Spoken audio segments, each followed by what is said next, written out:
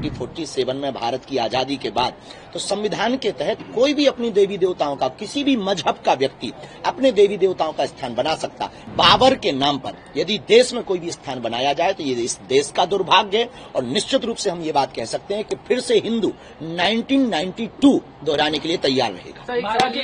1992 दोहराने के लिए हिंदू तैयार रहे। लेकिन इस बात का दुर्भाग्य भी है कि राम मंदिर जब बना था तो बहुत लोगों ने कमेंट किया था कि वहां अस्पताल बनाया जाना चाहिए। अब बाबरी मस्जिद की जब बात आई है तो उन लोगों के मुंह में कैंसर हो गया। हम इस देश में हिंदू मुसलमान, हम इस देश में अंगड़ा पिछड़ा, हम इस देश में जातिवाद नहीं चाहते, हम इस देश में राष्ट्रवाद चाहते। उन्होंने बाबरी की नींव रखी, हम गए, क्योंकि बाबरी बनेगी तो बाबा आएगा। देखिए, बाबरी मस्जिद की नींव रखने के ठीक 2 दिन बाद हम कोलकाता गए। वहां पर परेड ग्राउंड में एक साथ 5 लाख गीता पाठ का पाठ भी किया और इसलिए हम गए कि हमारा जाना बहुत आवश्यक था।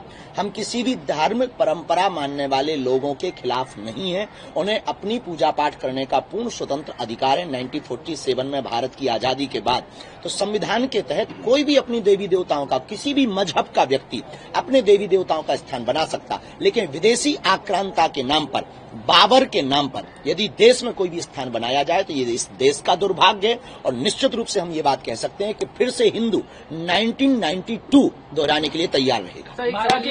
1992 दोहराने के लिए हिंदू तैयार रहे। लेकिन सर, मैं सवाल ये है कि आज भी 2 लाख लोग जुटाए गए, क्या ये हिंदुओं के खिलाफ एक साजिश चली जाएगी वहाँ पर? कहीं ना कहीं निश्चित रूप से विदेशी आक्रांताओं के नाम पर ये धार्मिक उन्माद फैलाने की तैयारी है। और हमें इस बात का दुर्भाग्य भी है कि राम मंदिर जब बना था तो बहुत लोगों ने कमेंट किया था कि वहां अस्पताल बनाया जाना चाहिए। अब बाबरी मस्जिद की जब बात आई है तो उन लोगों के मुंह में कैंसर हो गया। पश्चिम बंगाल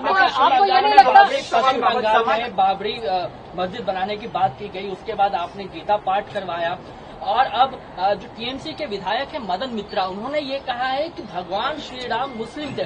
कहीं ना कहीं आपको लगता है कि इस तरीके की बयान देकर, देखिए, राम आस्था का विषय है, राजनीतिक एजेंडे का विषय नहीं है। इस प्रकार की बातें फैलाकर के सिर्फ उन्माद फैलाया जा रहा है। राम पर श्रद्धा है तो आपको पूजा करनी चाहिए, नहीं है तो मुंह बंद रखना चाहिए। हम जैसे किसी भी मजहब के खिलाफ नहीं बोलते। हम भी भारत के लोगों को यही सलाह देंगे, देश का भला चाहते हो तो किसी भी मजहब संप्रदाय के खिलाफ ना बोलें। हम इस देश में हिंदू मुसलमान, हम इस देश में अंगड़ा पिछड़ा, हम इस देश में जातिवाद नहीं चाहते, हम इस देश में राष्ट्रवाद चाहते। उन्होंने बाबरी की नींव रखी, हम गए, क्योंकि बाबरी बनेगी तो बाबा आएगा।